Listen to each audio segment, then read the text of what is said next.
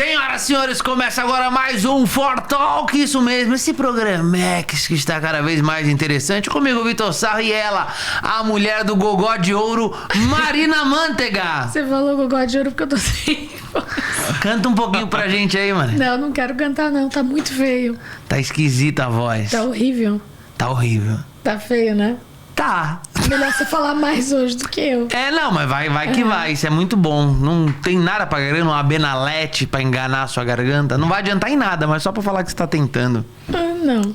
Hoje temos um convidado muito interessante. Eu gosto de convidados interessantes assim. Estamos aqui com o deputado federal eleito por Goiás, deputado Major Vitor Hugo. Tudo bem, Major? Tudo bom, Vitor Hugo? Tem que bater uma continência um pro outro e tal. Tranquilo. É. E Marina, tudo bom? Bem?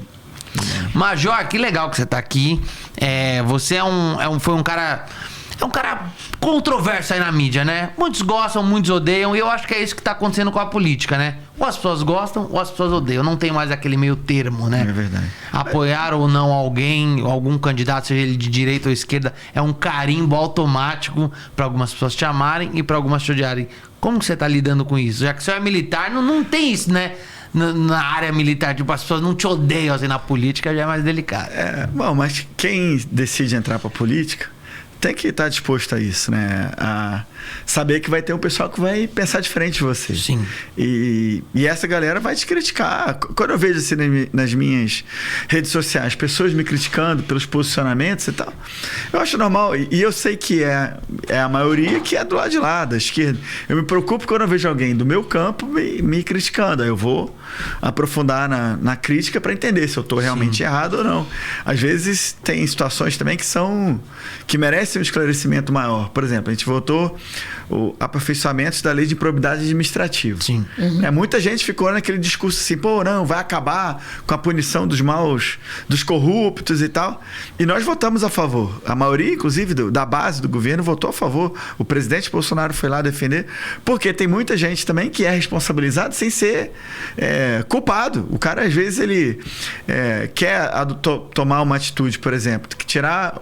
Tem lá o prefeito que tirou, era o dinheiro para fazer asfalto, por exemplo. Sim. E aí, imagina, são 5.570 municípios, quer dizer... É muita coisa. Aí, às vezes tem o prefeito simples, lá do interior, o cara pega parte desse dinheiro e usa para construir uma sala de hemodiálise. Você tem dúvida que é algo importante? Não é. Não, é importante. É importantíssimo. Mas isso pode ser considerado improbidade porque o recurso não tinha sido aprovado para isso, porque não poderia ter. Entendi. E às vezes o cara não tem uma assessoria jurídica decente para chegar para ele e falar, cara, ó, você não pode fazer isso.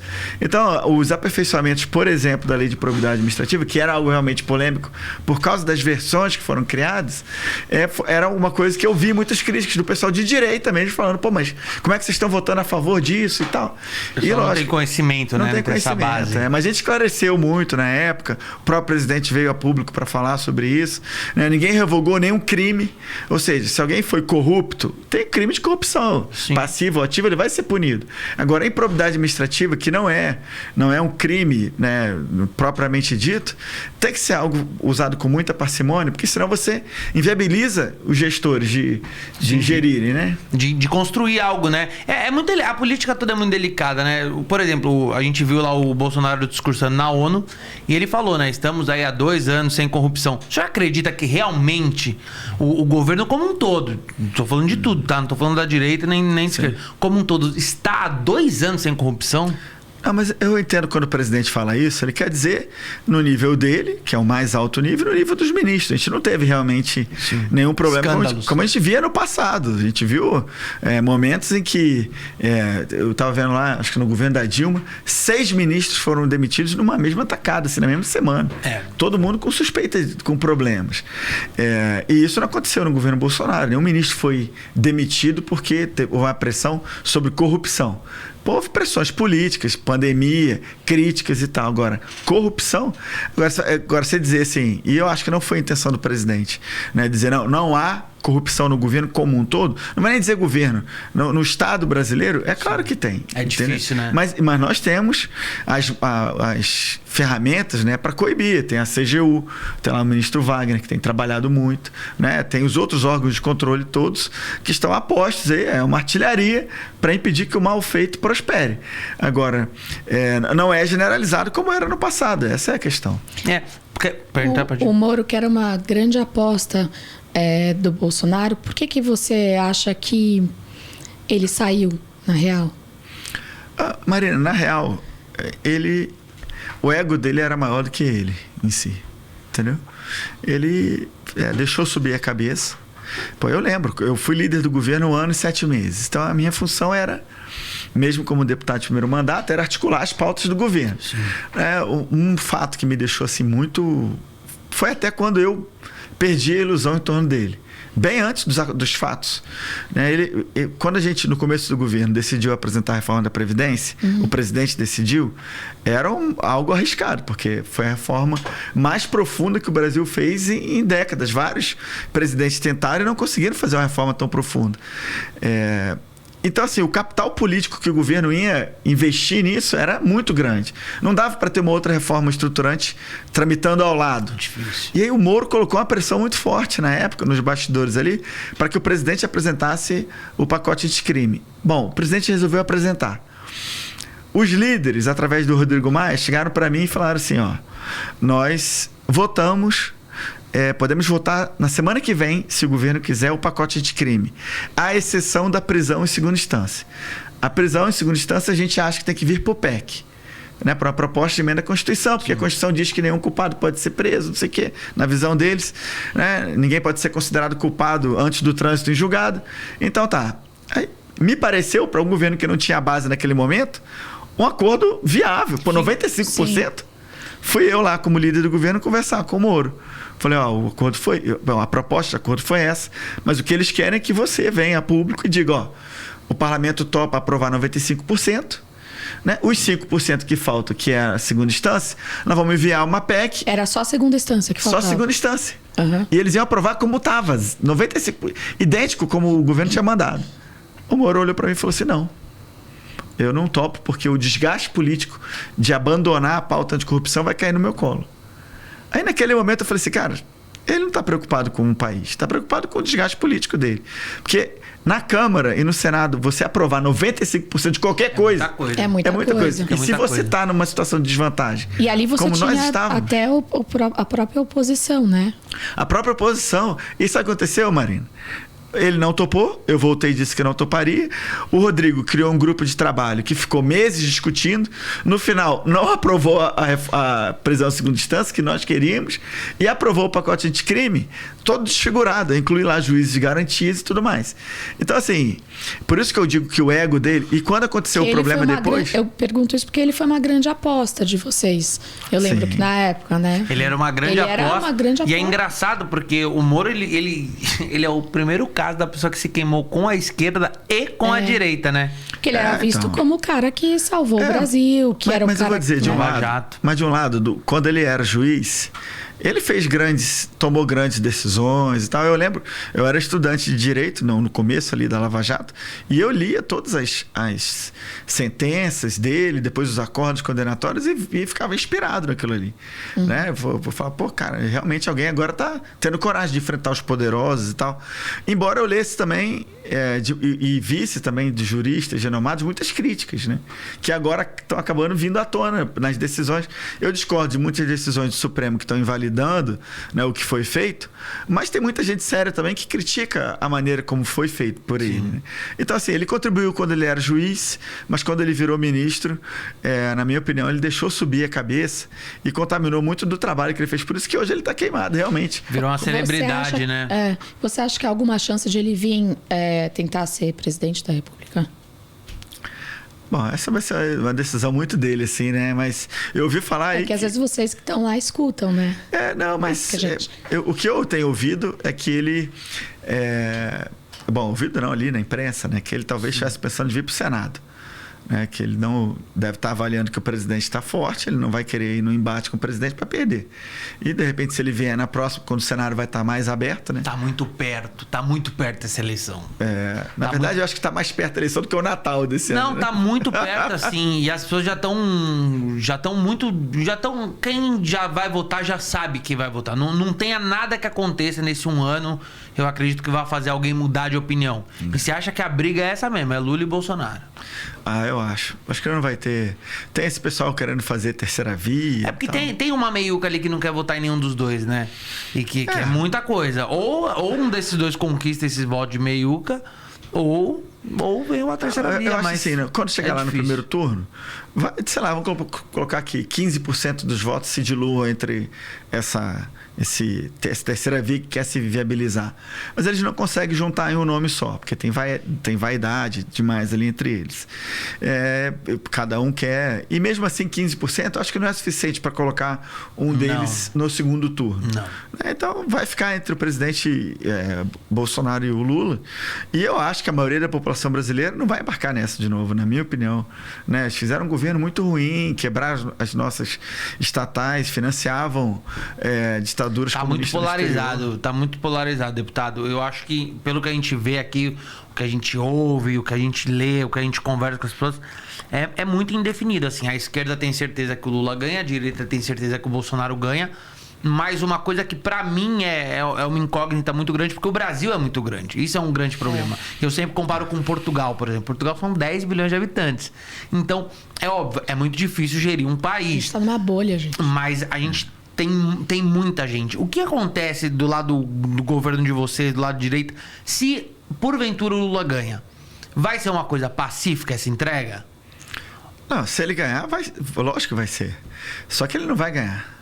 Entendeu? É difícil. Eu também acho difícil. Eu acho muito difícil. O presidente já falou isso também. Qualquer um que ganha, ele vai entregar a faixa. Eu acho que faz parte da democracia. Agora, nós vamos trabalhar dia e noite para que isso não aconteça. Entendeu? É porque as pessoas, como no geral, eu tô te perguntando porque eu gosto Desculpa, você imagina.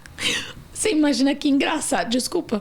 Mas ia ser engraçado. Você imagina o Bolsonaro entregando a faixa. Ele não entrega. Não, mas não vai acontecer. Eu duvido que ele entregue. O Bolsonaro... Será que o Bolsonaro entrega? Tem que Lógico entregar? que não é obrigado a entregar. Não. É obrigado a entregar ou não é obrigado a entregar? Não tem lei que... Não tem. Mas eu duvido que ele faria isso. Eu duvido que qualquer um faria isso um pro outro. Duvido. Não, mas não vai ganhar. Eu tenho certeza absoluta que não vai ganhar. E não quero imaginar isso. Não quer. Porque sabe o que acontece? Eu te pergunto isso porque... Ia ser engraçado. Desculpa. Porque aqui eu adoro esses bate-papo, porque é muito bate-papo de boteco, sabe? Claro. Então eu adoro conversar aqui por causa disso. Não tem um cunho jornalístico, não tem nada assim. Quando a gente viu o desfile de 7 de setembro que o senhor apoiou e tal, e tudo mais... E aí, antes de tudo, começou a rolar o desfile dos tanques e tal. E aí as pessoas, óbvio, aí cada um atira com a arma que tem, né? Muita gente falou, eles estão tentando botar um medo na população, é um golpe militar e tudo mais. E assim, eu acredito que dentro do país hoje é impossível ter um golpe militar. Eu acho eu acho de verdade que é impossível. Mas como que o governo vê essas críticas, assim, essa demonstração de poder bélico que a gente tem e não tem? Mas olha só, Vitor, nesse caso em particular, esse exercício lá de Formosa, ele é anual. Anualmente sempre acontece. Sempre teve. Então, assim, não foi estava tendo uma votação importante no Congresso e tal. Acho que no voto impresso que ia ser na sequência. E não tinha a intenção de chantagear o Congresso, de, sei lá, de alguma maneira, né, encurralar, porque, como você falou, um golpe hoje, quer dizer, uma tomada de poder, não aconteceria e não vai acontecer. O próprio presidente falou diversas vezes que ele vai jogar, e tem jogado, dentro das 4 linhas, mesmo depois do 7 de setembro, quando ficou claro que ele tem o apoio de uma grande parcela da população, na nossa visão, da maioria da população, ele fez o recuo. Vamos dizer assim, ele viu que se aquele grau de tensionamento fosse mantido, quem ia se prejudicar eram os mais pobres, pô. Na verdade, imagina, os caminhoneiros parando no país. Ia faltar comida pro... Quebra todo mundo. Ia aumentar a inflação. Não, né? Naquele mesmo dia, 7 de setembro, subiu a bolsa. Aliás, caiu a bolsa, subiu o dólar. Então, assim, eu acho que... E quem perdeu politicamente, vamos dizer assim, quem tinha muito a perder politicamente era o próprio presidente, com uma carta naquele estilo. Mas ele foi estadista ali, pô. Ele falou, cara, não. Mas eu acho que ele mudou o tom do discurso. Eu acho que ele mudou o tom do discurso. Sim. E se ele tivesse adotado esse discurso desde o começo, talvez a aprovação dele seria maior. Porque o governo vive uma tensão desde a eleição dele, né? Que ninguém acreditava que ele ia ser eleito. Essa é a verdade. Como o Trump foi eleito, ninguém acreditava. Sim. E quando ele virou presidente... Eu acreditava. Eu acreditava desde o começo. Eu acreditava. Tanto que eu fui pra Júlio. Acreditava desde 2016. Eu fiquei bem cético. Eu achei que ele não iria ganhar. Mas eu achei também que o Haddad também não dava pra ganhar, não, cara. Em 2016 eu falei achei que ele não ia ganhar, não. Em 2016 eu já trabalhava na Câmara como concursado, né? Tinha acabado de sair do Exército. Fiz o concurso pra Câmara, um concurso que só tem de 12 em 12 anos, só abre uma vaga no Brasil. Deus me abençoou, fiquei em primeiro lugar na área de segurança e defesa, né? E fui trabalhar na Câmara, né? Na área de segurança e defesa. E quando eu conheci o deputado Bolsonaro pessoalmente, sei lá, um ano depois, eu já sabia que ele ia ser o presidente, no meu íntimo. Tanto que eu fui lá pedir apoio político quando eu decidi me candidatar, né? O Bolsonaro, ele não tem partido hoje, certo? Desculpa a minha ignorância, mas uma pessoa pode se candidatar sem partido? Acho que não, certo? Não pode. Qual partido que ele vai tentar se candidatar? Essa é a pergunta de 10 milhões de dólares. Mas tem muito partido que quer ele. Tem muito partido não, que quer ele. Não, mas ele não pode ir pra qualquer partido, porque senão aí ele vai contra o que ele fala. Mas é óbvio que ele não vai pro PT, nem pro PSOL, mas tem muito partido que quer ele. Você pode ser, ele não vai pra um PSDB da vida, ele não vai pra essas coisas. Mas tem muito partido pequeno. A gente tem muito... Esse é o problema do país PTB, também. Tem muito partido, né? Ele pode voltar pro PSL? Em tese pode, juridicamente não tem problema nenhum. E eu advoguei durante um tempo nesse sentido, que seria bom que ele voltasse. Porque o PSL vai ter recursos quase bilionários, e ele vai precisar de recursos ano que vem, até para poder usar o avião presidencial, ele tem que ressarcir. Ele faz um tour pelo Brasil, quando ele pousa na base aérea lá em Brasília, ele apresenta um boleto para ele pagar. E estima-se que vai ser em torno de 10 milhões de reais, só pelo uso do avião presidencial. Mas quando ele se candidatou, e ele, na verdade, quando ele ganhou a eleição... Não dá pela segurança também. Foi muito... Quando ele ganhou, foi muita coisa pela internet.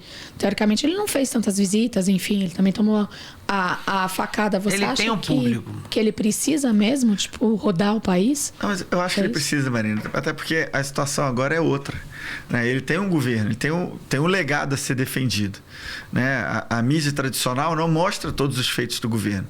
A gente completou no domingo agora 1000 dias de governo. A gente não vê a mídia dando luz a tudo que o governo fez. As reformas que foram aprovadas, né? A da Previdência, por exemplo, a diminuição do número de ministérios. Não fala dos leilões de portos, aeroportos, rodovias, ferrovias que foram feitos no país em proporção que nunca foi feito antes, né? Não fala sobre o auxílio emergencial de R$600, que amparou mais de 68 milhões de brasileiros autônomos, 43 milhões dos quais o PT, por exemplo, nunca tinha descoberto, né? O Bolsa Família atingia 23 milhões de brasileiros. Pô, nós fizemos um auxílio emergencial que atingiu 68 milhões, tinha 43 milhões de brasileiros. Muita gente na pobreza, né? Sim, que eram autônomos e que, se nós não tivéssemos aprovado... veja bem, um governo austero. A reforma da Previdência que a gente fez foi uma forma dura, né? As projeções de que seriam mais de R$1 trilhão em 10 anos de economia já superam. Na verdade, vai ser muito mais que isso. Então, assim, para um governo que é austero, tomar a decisão de amparar a população nesse grau, sim, foi uma decisão difícil, mas que precisa ser dado mérito para o presidente. E você vê que uma grande parte da imprensa não dá. Então, ele vai precisar de tempo de TV, de tempo de rádio, para vir a público e defender o legado do governo dele, até para poder ter um próximo mandato. Mas dentro do PSL tem muita gente que ele acabou se desentendendo, como a Joyce Hausmann, por exemplo. Você acha que ele volta, de boa pro PSL? Então, eu sou... Se ele voltar, claro. Eu sou a favor de que ele voltasse, mas que com algumas saídas, algumas adaptações aí. Até porque eu acho que ela mesma, por exemplo, o Bozella, Daiane Pimentel da Bahia, como eles adotaram posturas muito contrárias ao governo e pessoalmente ao próprio presidente, caso ele voltasse para o PSL, acho que eles não se sentiriam à vontade. Mas agora, com esse anúncio da fusão do PSL com o DEM, é muito pouco provável que haja um retorno. Eu acho que se os partidos mais próximos aí talvez sejam o PTB, o PP... PCO. Não, isso não. Isso, imagina no PCO, ia ser engraçado, né? O cara precisa de um partido, né? Não vai. Ô, deputado, deixa eu te fazer uma pergunta. É sobre esses atos aí do dia 7 de setembro, né? Deu-se muita confusão por causa de algumas coisas. Você trabalhou na defesa do país. Existe uma diferença muito grande entre uma opinião e uma ameaça, né? A gente sabe que é uma linha tênue, muito pequena de opinião. Eu acho o Alexandre de Moraes ruim. Eu quero entrar lá e tirar esses caras da base da paulada. É uma outra coisa. E ocasionaram situações com o Sérgio Reis. Tipo, óbvio que o Sérgio Reis não vai lá entrar no seu cavalo no Congresso. Mas é o caso do Zé Trovão. Até o mesmo Daniel Silveira, que tá preso ainda, né? Como que você vê isso? Essas prisões que esbarram numa... Tem a liberdade de expressão, tem a opinião e tem a ameaça. Como que você vê isso? Bom, eu acho que a gente vive no Brasil um momento muito perigoso para as nossas liberdades. Sim.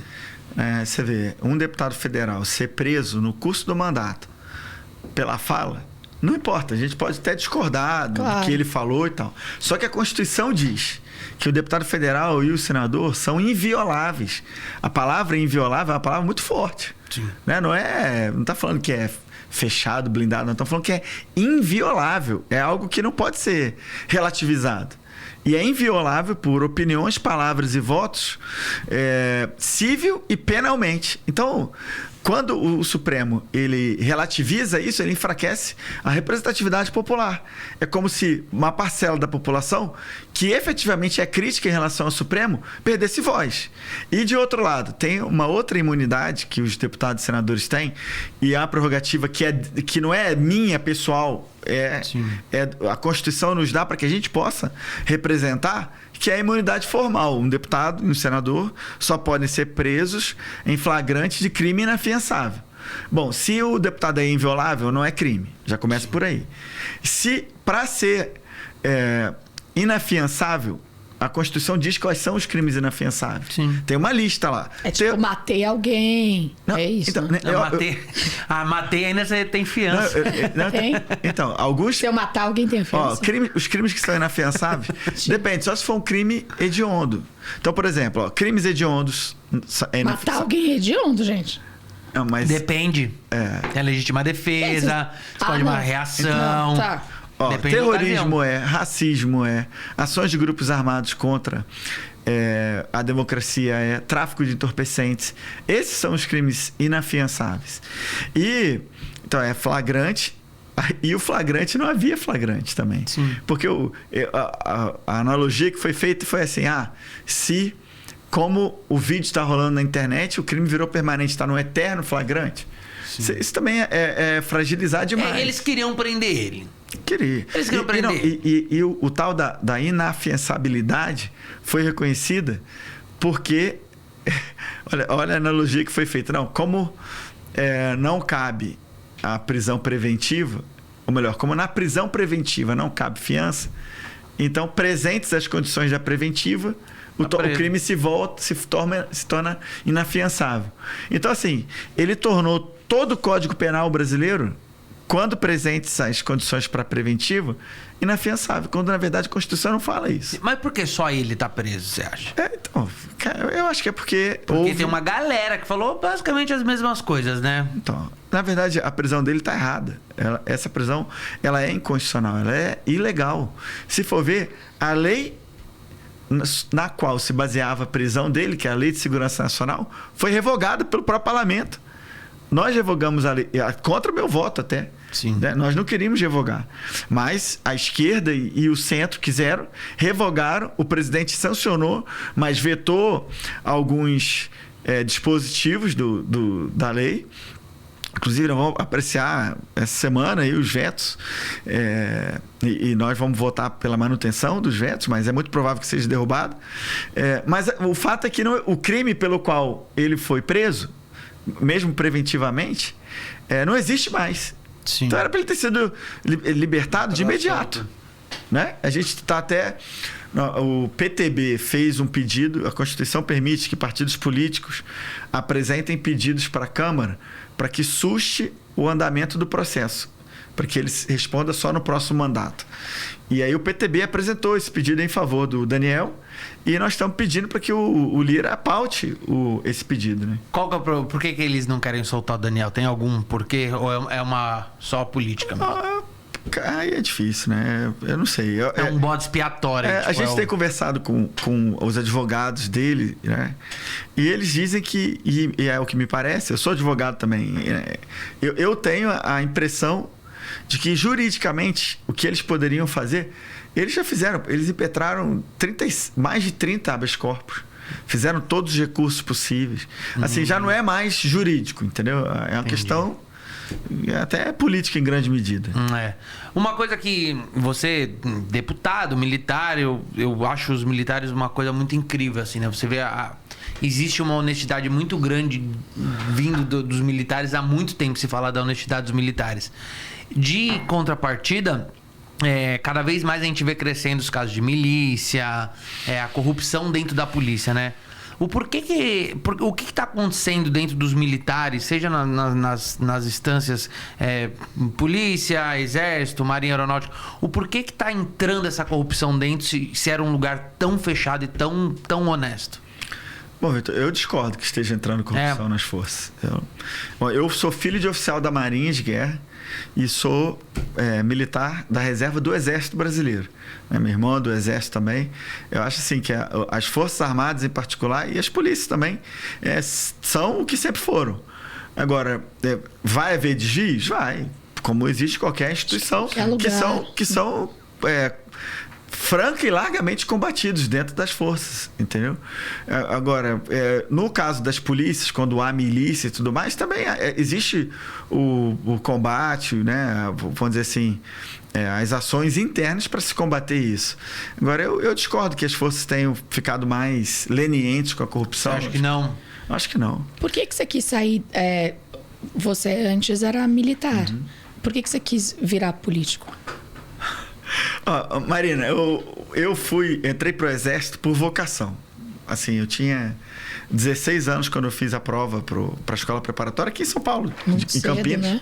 Muito novo, né? E eu queria tanto ir pro Exército, tinha tanto medo de não passar na prova, que eu passei em primeiro lugar do Brasil. Caramba! 12 mil candidatos. E eu fui o primeiro colocado do concurso de 93. Eu fiz de tudo pra fugir do exército. Hã? Eu fiz de tudo pra fugir do exército. Eu fiz de tudo pra entrar. Nossa, eu fui lá, eu vi tudo que o cara perguntava. Tem alguém que não enxerga direito? Opa, aqui eu... Tem alguém que tem algum problema de saúde? Eu falava, eu tenho que... Não, eu inventava tudo. Cara, eu fiz de tudo. Eu fiz a prova com o maior medo de não passar. E pra mim é surpresa, eu fiquei em primeiro lugar do Brasil. Eu não esperava. Né? Eu tinha estudado muito, mas... Você fez CPOR? Não, foi do exército direto. Não, fui direto pra escola preparatória. Aí mantive a classificação ao longo dos 5 anos, né? 1 ano aqui em Campinas e 4 em Resende, nas Agulhas Negras. Inclusive eu vou lá amanhã visitar a AMAN. E aí, bom, tive uma carreira que eu me satisfiz muito pessoalmente.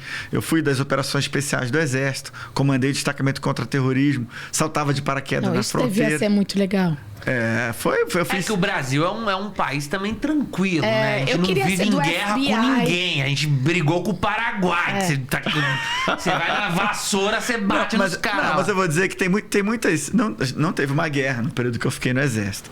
Mas tem muitas coisas que a gente faz que a guerra interna é tensa, né? Eu fui, por exemplo, pra Costa do Marfim 2 vezes. Caralho. Eu fiquei 7 meses na primeira vez. Foi fazer o que lá? É provável que vocês não saibam, mas em 2004... Teve um recrudescimento de uma guerra anterior lá, que estavam matando estrangeiros lá na Costa do Marfim por causa de um problema que teve. E o Brasil mandou as Forças Especiais do Exército. Eu era o único oficial do batalhão que falava inglês e francês. Estudei francês na AMAN. E aí fui com o destacamento, era oficial de inteligência, era para eu ficar. A gente foi para lá para para tirar os brasileiros de lá e para proteger o embaixador. A gente foi para lá achando que ia ficar 1 mês, ficamos 7 meses e até o 6º mês a gente não sabia quando ia voltar. Cara, imagina esses caras que vão pro Afeganistão, cara. Deus que me livre. Você vê esses filmes de guerra aí. Então, esse foi a primeira vez. Depois eu voltei em 2008 para ficar 1 ano como observador militar da ONU. Peguei 5 malárias. Tomei cloroquina até morrer. Não, até viver, né? Porque cloroquina me salvou, na verdade. E depois fui para os Estados Unidos. Então, assim, eu me satisfiz muito com o exército. Então o senhor já toma antes de ser modinha, né? Então o senhor já toma cloroquina antes de ser modinha, né? Antes de ser moda, é. Mas aí quando chegou em 2012, 13, começou a ter um conflito com a parte familiar. A minha esposa, ela é juíza em Goiás. E eu ia começar a voltar a circular pelo Brasil ou pelo mundo. E eu tive que fazer uma opção. Ou eu fazia, ou eu estava terminando a faculdade de Direito já, né? Ou eu ia advogar, né? Ou então fazer o concurso, ou ia continuar na força, mas arriscando a questão familiar. E eu decidi. Aí chegou para mim o edital do concurso da Câmara. Era um concurso muito bom, mas desse que só tinha de 12 em 12 anos e uma vaga também. Eu falei, cara, eu vou estudar, meti a cara e passei em primeiro lugar. E aí fui trabalhar na Câmara. E foi quando eu... É muito inteligente, né? Não, dei maior sorte, marquei tudo D. O senhor, pelo visto, estuda muito, né? Você acompanhou desde o começo do Brasil, você fala de uma polêmica da vacina, né? A ciência contra tudo e contra todos. Ali, o senhor tomou vacina? Tomei. As 2 doses? As 2 doses. O senhor acredita na vacina? O presidente, eu acho que ele acredita, mas no fundo ele não acredita. Aí fica essa planta, tomou vacina agora, até o prefeito de Nova York deu uma... Que rede social é foda, o pessoal dá-lhe umas agulhadas, né? Você viu o que o prefeito de Nova York postou? Falou, ele postou, não sejam como o Bolsonaro, tomem vacina. Seja como o Harry e a Meghan, que são os olha só, eu acho que o presidente está... Assim, ele está na ideia de apoiar a liberdade das pessoas. De tomar ou não a vacina, é uma questão individual de cada um. Tem gente que tomou as 2 doses da Coronavac, por exemplo, e pegou. O próprio Queiroga estava lá nos Estados Unidos. Todo mundo pode pegar mesmo tomando a vacina. Tomando. Então, assim... a vacina só contém, né? Essa é uma decisão não entendo pessoal, muito bem. Né? Eu tomei... o nosso governo, o governo Bolsonaro, já disponibilizou mais de 280 milhões de doses. Já foram aplicadas mais de 230 milhões de doses no Brasil. É um dos países que mais vacinou. E o governo, essa decisão foi dele próprio. Se ele fosse contra a vacina, ele não teria comprado tantas doses de vacina. O Brasil já está pensando em doar doses para outros países que vacinaram menos. Mas tem uma galera que eu tava na Bahia esse fim de semana e é impressionante as filas que estão para tomar vacina, assim, porque a galera tá indo vacinar mesmo. Tem vacina. Graças a Deus. E tá rolando, graças a Deus. Mas o que eu tô achando curioso é que, por exemplo, tem lugares agora, essa coisa do passaporte da vacina, né? Tomar é opcional, ok, é opcional. Você vai lá e toma. Mas agora estão fazendo esse passaporte da vacina, que eu faço show em teatro. Eu prefiro que tenha todo mundo vacinado ali dentro, que eu vou ter ciência que vai todo mundo possivelmente ficar bem e eu não me sinto tão culpado. Mas olha só, eu não sei se... Eu sou contra o passaporte. Você é contra o passaporte? Sou contra o passaporte. E se você for ver, por exemplo, imagina, eu peguei essa notícia antes de ontem. Teve um cruzeiro aí que foi feito aí, acho que na Europa, só quem estava com a vacina em dia pôde entrar. E todo mundo com passaporte mostrando e tal. E teve um surto de Covid dentro. Então, assim, as pessoas confiando de que o passaporte lhes daria imunidade ou protegeria mais. Mas eu acho que é isso. As pessoas acham que a vacina te torna imune a pegar o vírus, né? De forma alguma. Isso é uma desatenção do povo. Olha outro exemplo. As pessoas podem pegar, mas é que não vai desenvolver de uma forma... Não vai ser como se você não tivesse tomado nada. Então, é isso que eu entendo. Mas aí, outro exemplo. Tá lá o Queiroga, lá, a comitiva do presidente foi para lá. O presidente não tomou a vacina, né? E ele não tomou mesmo. O Queiroga... Bom, não tomou. O pessoal fica falando. Ele tomou e ele não quer dar o braço a torcer, né? Porque tem esse... É tipo quando tua mulher manda em você, fala, sua mulher manda em você, fala, quer manda em mim, que manda sou eu, porra. No exército... Eu acho que ele tomou sim. Eu estudei nas mesmas escolas que ele. Uma das coisas que pra gente é muito caro é a questão da verdade e da mentira. Pra ter uma ideia, no exército, a primeira... Tem uma lista de transgressões disciplinares, né? Você não pode falar mal do superior, você não pode chegar atrasado, não pode deixar de fazer a barba, não sei o que, papapá. A número 1 é faltar com a verdade. E as outras transgressões, você pode, ao longo do tempo, passa 5 anos, tira da ficha, não sei o quê. Essa nunca sai. E se o cara faltou a verdade lá na escola preparatória o cara vai ser coronel, o nego da turma vai lembrar. Não, mas naquele dia lá você faltou a verdade. Porque então a verdade pra gente é uma coisa. Meu pai era muito... Meu pai serviu, né, o exército, não seguiu carreira, mas serviu e ele era muito assim com pontualidade. Meu pai era um cara chato com pontualidade. Pra você ter ideia, com essa questão também da verdade, da lealdade, tinha umas provas na academia, na AMAN, que imagino que não tenha mudado, que eles davam a prova no envelope para você na sexta-feira, com o tempo que você tinha que fazer a prova, você chegava na sua casa, no horário que você quisesse, você abria a prova, você marcava o tempo, você fazia no tempo, sem cola, você fechava e entregava de volta. Ah, peraí. Você acha que todo mundo obedeceu isso? Eu tenho certeza. Não, lógico que é assim. Começa assim. Não, começa assim. Você começa errado, você vai errado. Não, então, começa assim. A primeira, lógico, começa com as provas normais. Você vai sentar lá, vai ter um fiscal. Aí depois, não acaba tinha nenhuma colinha. Nenhuma cola. Se o cara colar, o cara é expulso da AMAN. Entendi.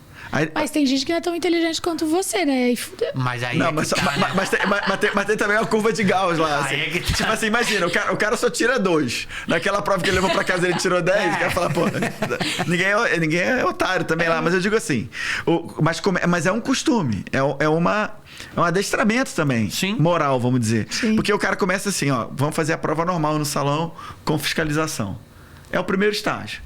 Mas o instrutor fica lá com o jornal aberto, tá nem aí, porque os cadetes se fiscalizam. Você nunca teve nenhum amigo seu que colou? E foi expulso. Não, mas você teve algum amigo seu que colou? Na minha turma não teve. Teve uma suspeita de um cara que tivesse colado, que tinha colado, um cara denunciou o outro, mas não ficou provado e o cara não foi embora. Mas isso é a mesma coisa que achar dinheiro na rua. Você sabe de quem é, você não vai devolver? É honestidade, né? Então, mas aí a primeira fase é tira o cara. Ficou só os cadetes. Depois, a segunda fase faz a prova no apartamento, lá no alojamento dos cadetes, os próprios cadetes se fiscalizando. E depois, no horário determinado. Depois faz a prova no final de semana, mas dentro da academia. E depois faz a prova em casa. Você leva para casa e faz a prova. E eu vou dizer, eu ficava mais nervoso na prova que eu tinha que levar para casa, porque eu, na minha cabeça, seria mais rigoroso comigo mesmo do que o próprio instrutor. Porque, assim, era o compromisso que você tem com um grupo. Tipo, eu não queria ser o primeiro colocado da turma se eu não merecesse ser. Não, óbvio. Entendeu? Até tipo assim, imagina você responsabilidade. Imagina você carregar pro resto da vida o peso de ser o primeiro colocado sem ser de verdade. Roubar. O último caso sobre honestidade, eu vou contar. Tava no primeiro ano da AMAN, das Agulhas Negras, e como eu sabia que o tiro era uma das provas, né?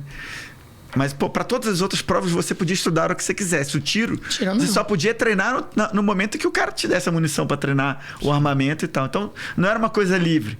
E tinha um estresse ainda. Você tava com a barba mal feita, você era punido. Você tava com o coturno, você batia no canto, no stand de tiro, no meio canto do meio fio, lá sujava de branco. Você era punido, você apontou, desviou o cano do fuzil mais do que 5 graus do alvo, você era punido. Então era um negócio muito... Então eu ficava assim, cara... Então eu no primeiro ano eu não atirava bem, não tinha medo do tiro, tinha medo de ser punido atirando. E aí, então era difícil. Quando chegou na última prova do primeiro ano, eu tinha que tirar de 15 tiros, tinha que ter 13 no alvo. Senão eu ia para recuperação. Eu tinha passado em todas as outras matérias, com nota alta, inclusive. E essa tinha que ter 13 tiros, senão é para recuperação. Um cara da minha turma que estava do lado, que era campeão de tiro, tipo assim, tinha tirado 10 em todos, já estava passado, olhou para mim e falou assim, Vitor Hugo, falou baixinho, cara, eu já passei, vou dar uns tiros aí no teu alvo. Para mim é diferente se eu não tirar 10. E... pô, aí você passa e tal, não perde a classificação, não sei o quê. Falei, cara, não faça isso e eu vou contar o seu alvo. Se não tiver 15 tiros no seu, que eu sei que pra você é fácil, pô, eu vou te cobrir de porrada. Aí ficou aquele negócio ali, aí ele, não, para deixar que eu vou atirar. Quando a gente chegou lá pra conferir, deu os tiros e tal, aí antes de contar o meu, eu contei o dele, tinha 15, então ele não tinha tirado do meu, né? Eu falei, cara, aí vou contar o meu. Ou você atirou tão mal que acertou o dele, né? Pode ser também. Aí eu fui lá e comecei a contar. Cara, e aí, cagando de medo. O suor caindo no meu olho e minha perna bambeando lá, eu contando. 1, 2, 3, tá 12. 1, 2, 3, 12. Falei, caralho, cara, eu olhei, camarada, eu acho que eu vou ficar de recuperação e tal. E tinha que acertar 13. Tinha que acertar 13. Aí eu falei, caralho. Aí veio o tenente contando os tiros, né? Tal, não sei o quê. Quando chegou na minha frente, eu já suando assim, ele... olhou pra mim, 1, 2, 3, 4, 5, 13. Aí o tenente percebeu a dúvida na minha cara, assim, ele, porque não tem 13 não, cadete? Falei, conta aí, tenente. Aí ele contou de novo, 13. Contou outra vez, 13. Eu contei 13, graças a Deus, tinha 13. Eu tinha contado errado. Ele foi pra ele, pô, cara estranho, né? Passou pro outro e tal. Aí, tipo assim, cara, eu passei. Mas só que eu fiquei. Eu sou tão bom que acertei 2 no mesmo lugar, né? Não, graças a Deus. Mas depois eu fiquei pensando assim, imagina se eu tivesse cedido a pressão, né? A pressão não, a oferta. Assim, legítima de coração, mas sim, o cara queria me ajudar. Ele queria te ajudar. Mas só que a gente não ia conseguir se olhar pro resto da vida, cara. Porque ele ia saber, pô, esse cara é o 01 da minha turma porque eu atirei no alvo dele. E eu ia ficar assim, pô, cara, eu não mereço ser. Porque se ele não tivesse tirado o meu alvo, eu não seria. É uma questão de hombridade. Acho que isso é do ser humano, né? Você ter esse caráter independente de tudo, né? A gente fala do regime militar porque o regime militar é muito regrado mesmo, né? A gente vê colégios militares são muito regrados. Aliás, Goiás, sabe que é o 01, né? Goiás tem 62 colégios militares mantidos pela Polícia Militar.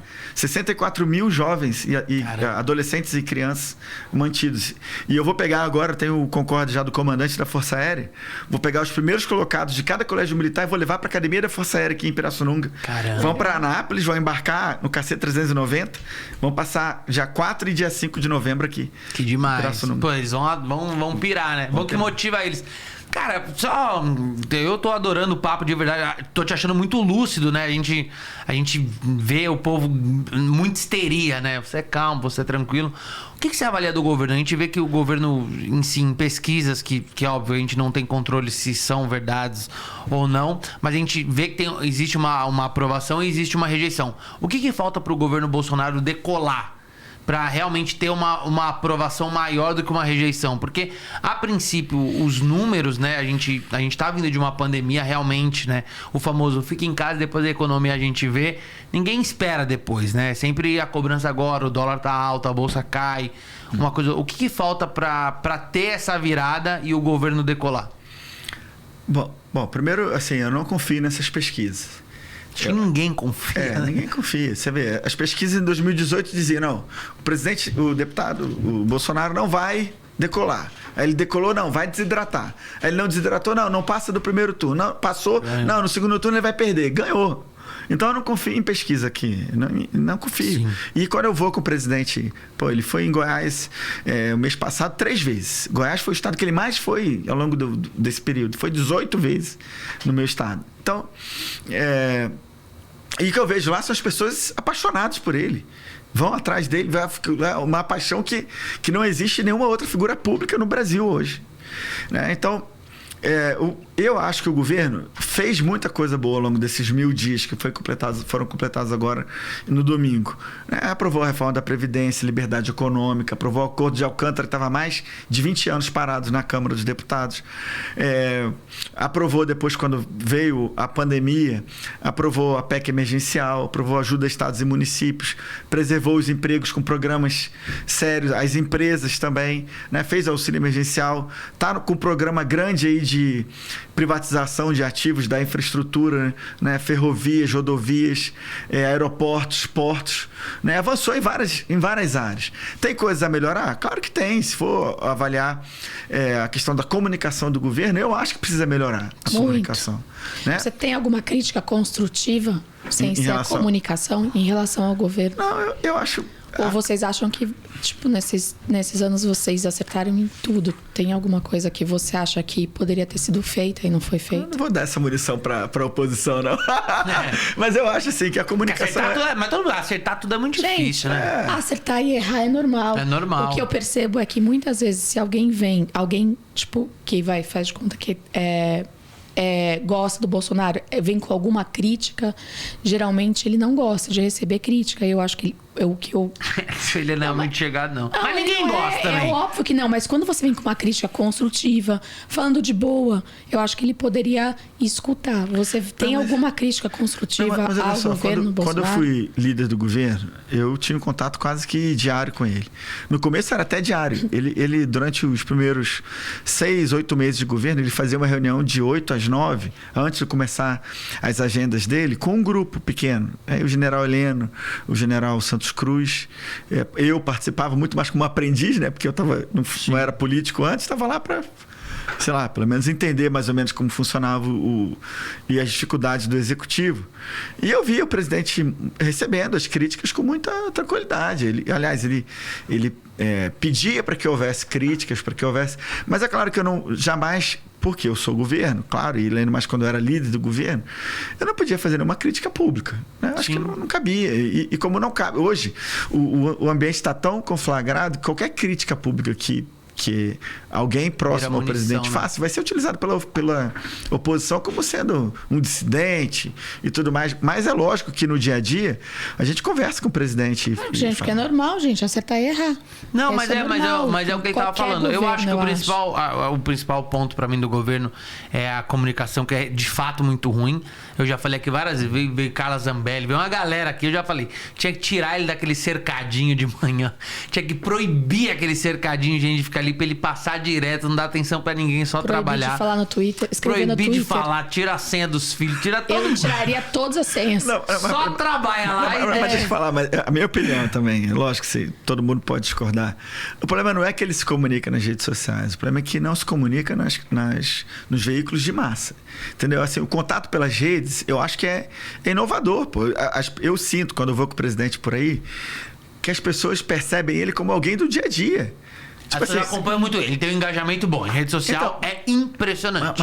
Mas a percepção de quem, mesmo de quem não o conhece, quando encontra com ele, é como se fosse assim, pô, bom dia, eu tava falando contigo ontem, porque ele falou na rede social. Sim. Ele virou um ídolo, né? Ele virou a galera, pô, quando a galera se junta, chama ele de mito, virou um ídolo. As pessoas gostam dele, gostam da figura dele. Mas, Vitor, eu vou além. Eu sinto, às vezes, que as pessoas captam até as coisas que ele não fala.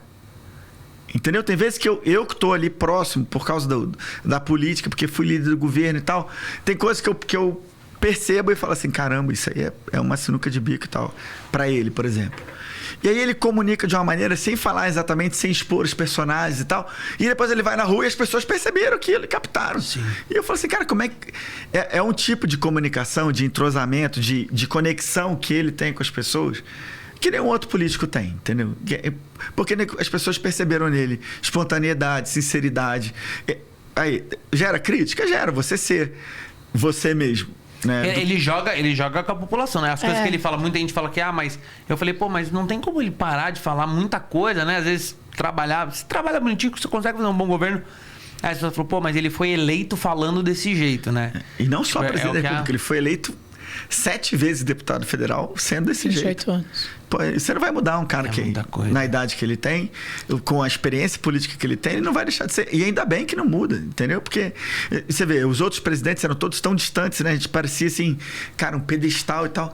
Não, cara, ele é o cara que sai e vai comer pastel, caldo de cana, ele senta ali, ele tira uma foto. A Dilma, eu acho que foi a que mais foi assim. Eu acho que ela caiu por causa disso, sabia? Da distância, né? Do distanciamento? Da distância de tudo. Por exemplo, eu acho que ela não soube tratar o público da forma devida, assim. E nem o parlamento também, né? E nem o parlamento. Esse jogo de cintura que existe dentro do parlamento é fundamental. Tanto que ela saiu por pedalada fiscal. Porra, isso que é feito há 500 anos. A questão é política, não é jurídica. Ela saiu por uma questão política. Ela não soube fazer aliança certa. Porque você vê, o Lula, as pessoas falam dele e tal, mas ele é o cara que vai tomar um café com o FHC. Eu tenho certeza que daqui 20 anos o Bolsonaro vai encontrar ele em algum lugar, em algum programa de televisão, e eles vão discutir ali, mas no final um vai zoar o outro. Porque o Lula é esse cara. O Bolsonaro é mais sério, o Bolsonaro é mais rígido. Mas o Lula, ele é malandro, ele sabe lidar. A Dilma não tinha isso, cara. Mas o Lula surfou também, né? No boom das commodities. Eu acho que surfou. Mas, ele montou um esquema criminoso de propina, né? Eu acho que tinha o apoio do parlamento. A minha opinião, eu tô cada vez dando minha opinião. Odeio dar minha opinião, tá? Mas eu tô cada vez dando mais minha opinião aqui nesse programa. Toda vez você dá. Tô cada vez dando mais opinião. Ele sempre fala pra mim, não, depois as pessoas ficam me xingando. Porque, de fato, você vê, o governo Lula, eu acho que fez muita coisa boa, enfim, pontualmente de projetos bons, e realmente foi o governo que mais se roubou na história desse país, né? Isso eu também não tenho dúvida. o que eu acho do Lula é que o PT ele tem um esquema criminoso do partido mesmo, né? De querer crescer o partido. Eu acho, tá? Não tô afirmando nada. Eu acho que o partido é muito maior do que a instituição brasileira, né? Eu acho que esse é o maior problema. Tanto que eu acho que o Lula é um gato pingar, que o cara que é preso com um AP no Guarujá, que é um AP meio merda, né? O Guarujá também não é um lugar em que tem cara com um apartamento em Nova York, paraíso fiscal e o caralho, o cara com um pedalinho em Atibaia, né? Você vê o Duque devolveu 200 e poucos milhões, 200 e poucos milhões. E o cara ser preso por um sítio em Atibaia, você vê que não é uma ambição, né? Ali. Mas eu acho que é muito mais pro partido, que pra perpetuação de poder. Então. O poder é o problema. Então, mas esse para mim é o principal, vamos dizer assim, desafio pra gente ano que vem. Porque se essa galera voltar ao poder, eles não vão errar de novo. Eles vão montar uma máquina de estrutura que vão perpetuar eles no poder. E eu não quero voltar pro Brasil, que era o Brasil do PT, cara. Mas você acha que volta a corrupção como era? Acho que a corrupção nunca mais volta como era antes. Ou você acha que volta? Independente de quem tá lá. Eu estava lendo hoje de manhã, como eu vim para cá para participar de 2 entrevistas, essa ia no Pânico, então, lógico que eu estava me preparando, e fui ler as figuras do PT que foram investigadas ao longo do tempo, que teve problemas e tal. Cara, são líderes, assim, que eram figuras expoentes. A gente fala do Palocci, do Mercadante. São pessoas, assim, eles eram expoentes da liderança do PT. Né? Então, eu realmente... e eu sinto esse medo, esse receio na população, nos empresários e tal, de voltar essa galera e acontecer mesmo a negociação de medidas provisórias. O nego ganhava propina com medida provisória, cara. Tudo, né?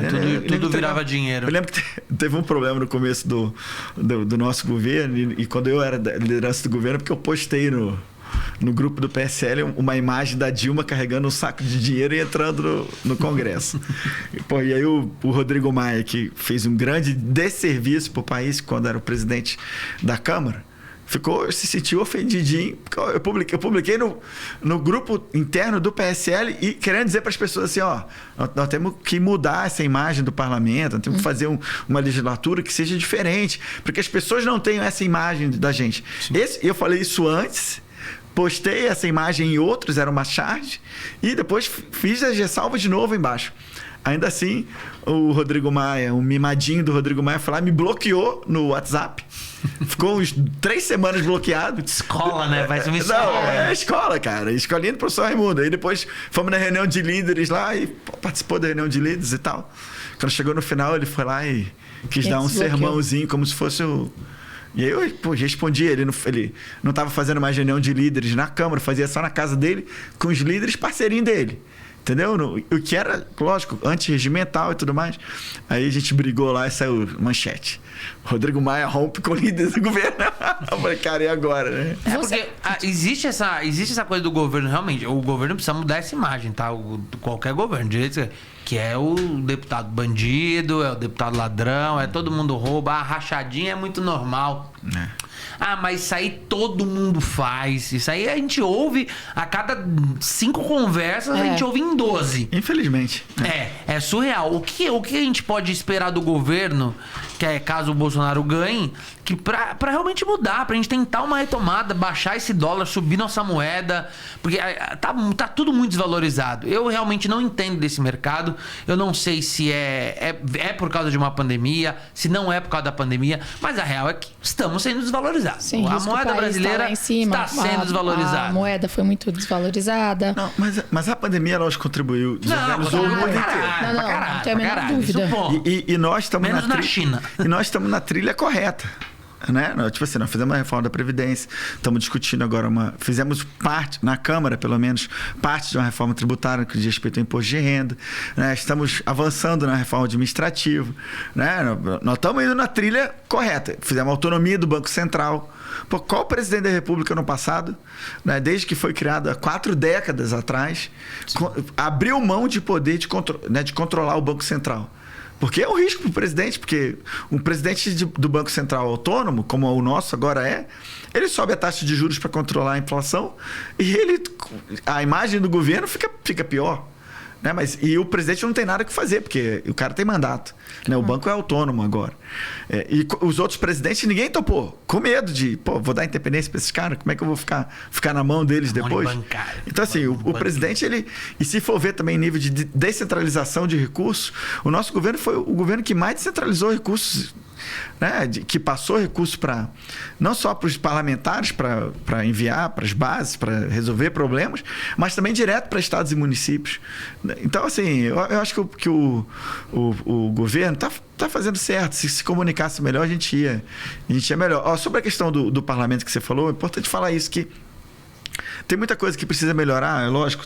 E eu vou dizer também na comunicação da Câmara. Por exemplo, o pessoal fala, não, o deputado tem auxílio paletó, não existe auxílio paletó. O deputado tem... Não, tem. Muita gente vem aqui e fala, né, que dos milhões, né, que são destinados... Então, não tem auxílio paletó. Tem coisas que são ruins, que poderiam mudar. Tem, mas a gente está avançando aos poucos. Por exemplo, a aposentadoria especial dos parlamentares acabou.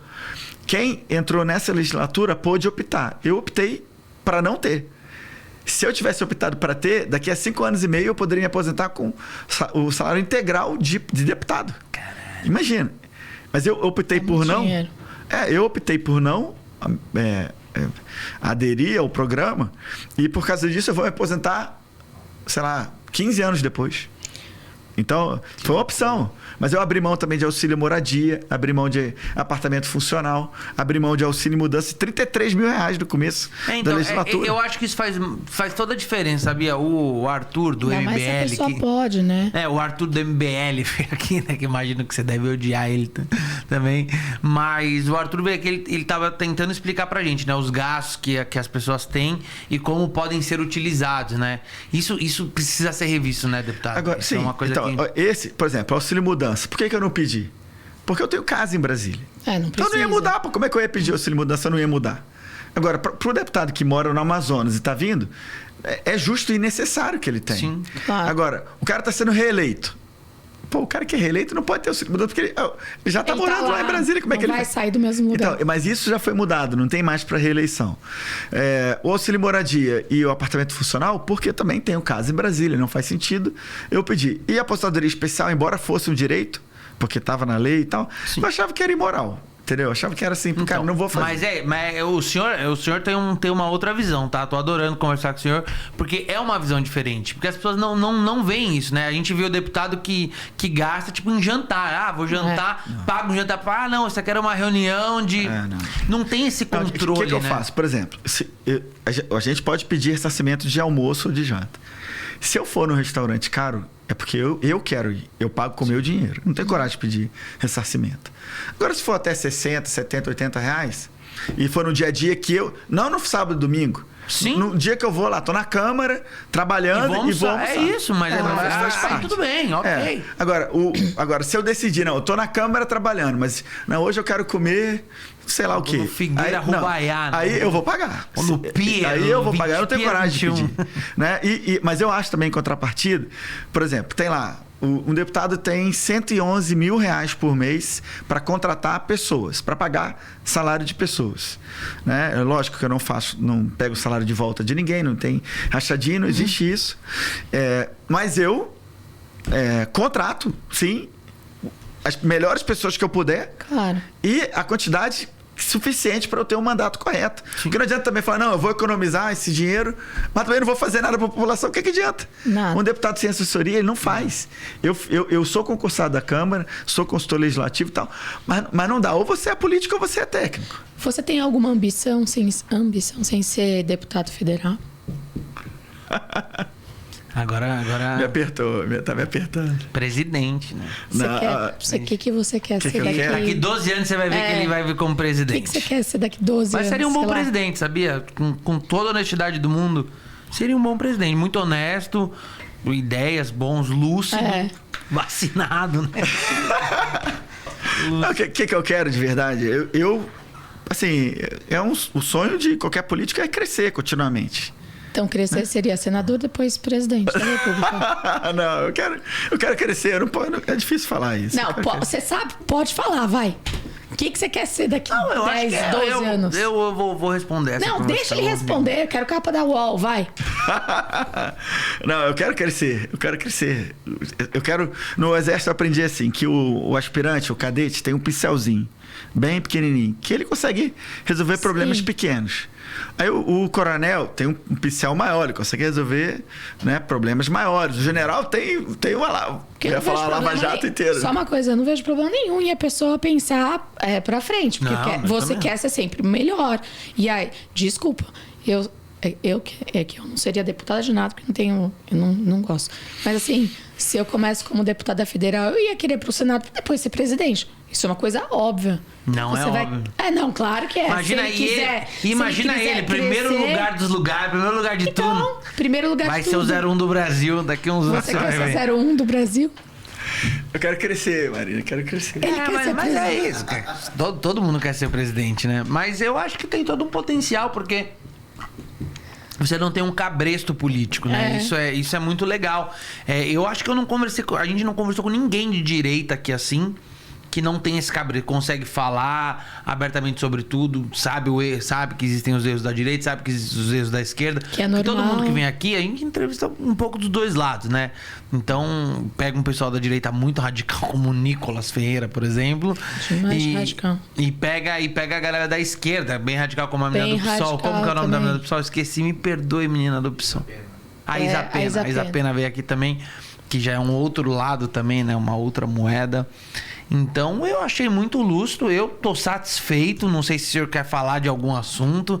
Por mim, eu tô muito satisfeito no que eu ouvi até agora. Posso fazer uma propaganda de projeto de lei meu? Por favor. Claro. Então. Aliás, você volta como deputado nessa eleição? Então, lógico. Olha, ele vai vir como... Sabe como... Senador. Ele vai vir ano que vem. Senador de Goiás. Não, olha só. Fala.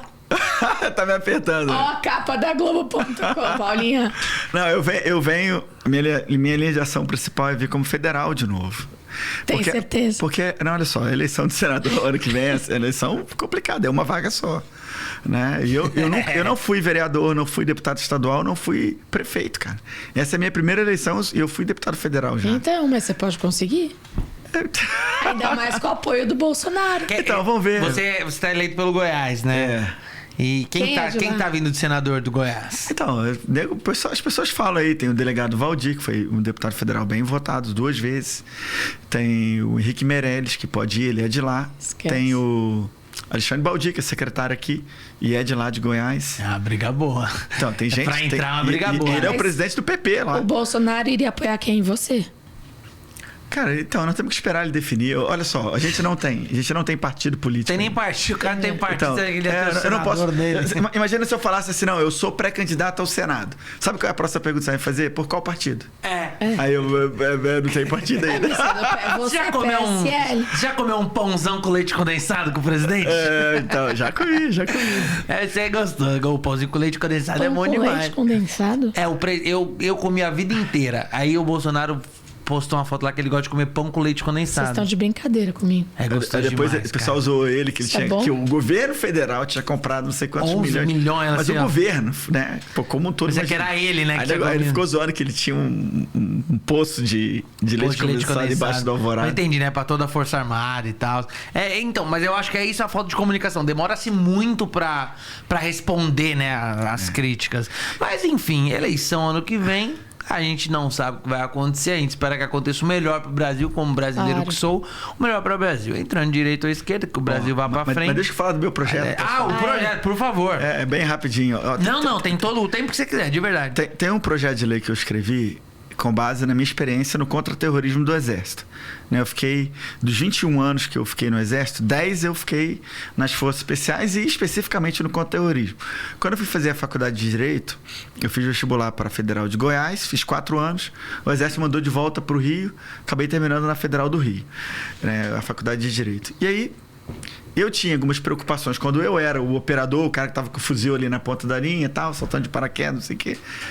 E quando eu fui fazer Direito, eu comecei a ficar assim, cara, qual que é o amparo jurídico para isso tudo? Comecei a ver as leis e tal, e na minha visão vi uma série de lacunas. E escrevi um projeto de lei ainda quando eu trabalhava como consultor legislativo na Câmara. Fiquei 6 meses escrevendo. Foi tipo, cara, assim, uma dedicação. Quando eu não tinha nada para fazer, eu ia lá e colocava mais algum detalhe, outro e tal. E apresentei inicialmente para o então deputado Bolsonaro, que apresentou o projeto formalmente na legislatura passada. O projeto não andou muito. Lógico, o presidente estava envolvido na pré-campanha dele e tal. Quando eu fui eleito deputado federal, eu peguei o projeto de novo. Fiz uma nova rodada de conversa com as Forças Armadas, com a ABIN, com a Polícia Federal, a Rodoviária Federal, Polícias Militares e tal, e apresentei o projeto formalmente. Agora eu como autor formal, né? Eu tinha escrito, mas não era deputado, o presidente apresentou, e agora eu apresentei como, né, autor formal, né? E nós conseguimos aprovar o projeto na comissão especial. Legal. Ele cria um sistema nacional contra-terrorista, né? Dá balizas para a gente criar uma política nacional contra-terrorista, que a principal função é proteger vidas. Proteger vidas. Porque mais importante do que a gente poder perseguir penalmente, fazer a persecução penal de alguém que fez o ato terrorista, é impedir que ele aconteça. Não, é salvar vidas antes que o ato aconteça. E esse projeto de lei vai nos ajudar nesse sentido.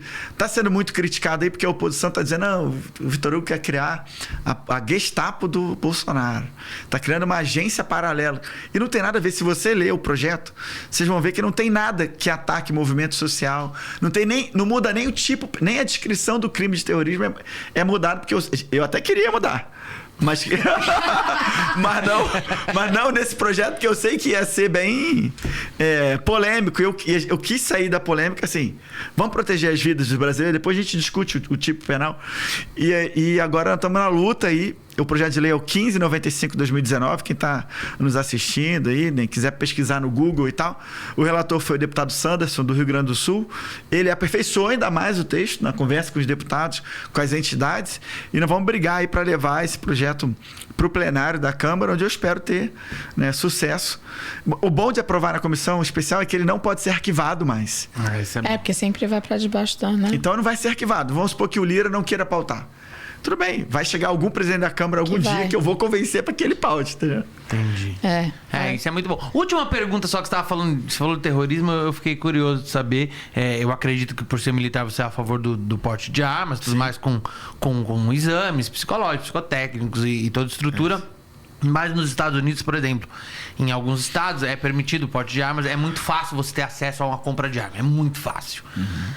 E é onde você vê as chacinas acontecendo, que aí qualquer pessoa tem acesso a uma arma, né? No Brasil, você tem algum projeto de porte e posse de armas do qual seja menos restrito?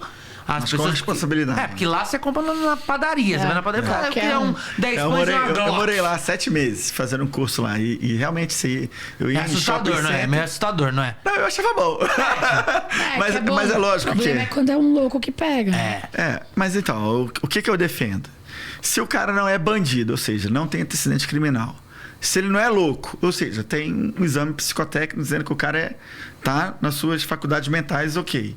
E se ele tem habilidade técnica, porque ele fez um teste de tiro e ele sabe manusear a arma, não tem motivo para ele não poder ter uma arma. Tem sempre ele não poder... ator aí. Hã? Tem sempre um ator. Vai que a pessoa, tipo... Não, o meu medo é só briga de trânsito. Os caras brigam na rua, alguém vem e puxa uma arma, mas isso puxa tudo também. é detectado num exame psicotécnico. Se o cara for um cara exaltado e tal, o cara, é muito provável que o psicólogo vai dizer, cara, você não tem condições de portar uma arma. Você pode até ter em casa para se defender e tal. Agora, tratar o brasileiro como se fosse uma criança infantil que não tem responsabilidade para portar uma arma, enquanto vários países do mundo estão, eu acho errado. O presidente tem alguns projetos, tem 2 em particular, o 3723 de 2019, que já foi aprovado na Câmara e está no Senado, que trata sobre os CACs, né, os colecionadores, atiradores e caçadores. E eu era o líder do governo quando nós aprovamos. E tem um outro projeto, 6438, de 2019 também, que trata do porte para categorias públicas. Melhora o porte da Guarda Municipal, fiscal agropecuário e tal. E eu tenho um projeto de lei, porque hoje, além desses critérios objetivos, que é não ser maluco, não ser bandido e saber atirar. Além disso, tem ainda um outro critério subjetivo, que é você comprovar a efetiva necessidade. Aí na lei está escrito assim. Aí como não é nem você comprovar a necessidade, você tem que comprovar a efetiva necessidade. Aí eu conversei com alguns delegados da Polícia Federal e falaram, cara, não posso deferir todos os portes que chegam aqui, porque o Ministério Público vem aqui e cobra as estatísticas já. Pô, de 100% que pediu, como é que você deferiu 100%? Porque não é só a necessidade, é a efetiva necessidade. Mas aí eu te pergunto, imagina, no Brasil morrem mais ou menos, diminuiu no governo Bolsonaro, mas ainda morre, em torno de 50 mil pessoas por ano violentamente. Tem em torno de 45 a 50 mil estupros notificados no Brasil, sendo que esse número é 35% do real. Então, ocorre mais de 100 mil estupros no Brasil anualmente. Tem mais de 400 policiais que morrem todos os anos, mais de 1 milhão de armas furtadas ou roubadas por ano. De armas não, de carros roubados ou furtados por ano. Assim, num clima como esse, você acha que a gente ainda precisa provar a efetiva necessidade? Assim, ela está dada. Para mim, todo mundo tem necessidade de portar arma. Desde que não seja bandido maluco. A BIM demorou para liberar a blindagem do meu carro. Imagina uma arma para mim. Então. Aí eu tenho um projeto de lei que retira a obrigatoriedade de comprovação da efetiva necessidade. Então, se vier a ser aprovado esse projeto, de novo, se o cara não for maluco, bandido e souber atirar, ele vai poder ter o porte porque são critérios objetivos, não fica naquela. Aí num estado o cara acha que você foi ameaçado de morte é suficiente para você ter. No outro o cara vai falar, não, mas o cara fez uma bravata, então você não precisa ter. Então, assim, esse tipo de avaliação subjetiva... O porte, você pode ter ela em casa, né? A posse é andar na rua. Não, ou não, ao contrário? É o contrário. A posse você tem em casa. O porte é você poder andar. Tem arma em casa? Não, claro que não. Eu tinha um amigo meu que tinha arma na casa dele. A namorada dele acordou um certo dia, resolveu matar ele, matou ela e acabou. Mas você concorda comigo que ela poderia ter feito isso com uma faca? Era o Paulo Bilinski?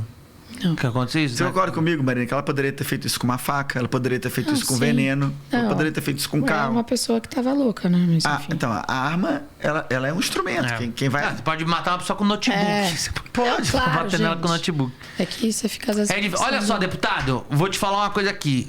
Se eu fosse o senhor, eu sairia daqui, hein? Eu faria um plano de carreira de... São 4... São assim, 5, 6, 7, 8, 9, 10, 9... 13 anos. 13, 14 anos já é a próxima eleição. Daqui da ano frente. Que vem, provavelmente, a gente vai chamar ele de senador. Não, ouve o que eu faria. Eu manteria o deputado federal, contrataria um bom assessor de imprensa e começaria a bombardear coisas boas. Tá? Eu acho que você não precisa bater na esquerda, sem brigar. Sem sair brigando. É esse cara que você é, centrado. Começa a disparar coisas boas que você faz, projetos de lei que você faz, tudo bom que você faz, entrevistas como essa, coerentes, calmas, tranquilas, objetivas, com ideias.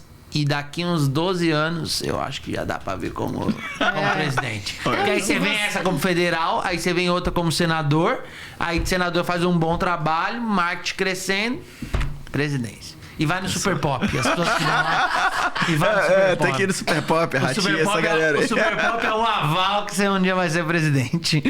É isso. Bom. Então, olha só, você que tá em casa, sigam o deputado Vitor Hugo nas redes sociais, tá bom? Um cara muito, muito centrado, gostei de conversar com ele. Também. Sigam Marina Manteiga nas redes sociais. Marina, por favor. Muito bom. Sigam o nosso For Talk aqui, siga, compartilha. Comente o que você achou, comenta quem que você quer aqui, tá bom? Porque eu sou o Vitor Sarro, aqui no meio dessa resenha de mais um For Talk Show. Até a próxima. Tchau.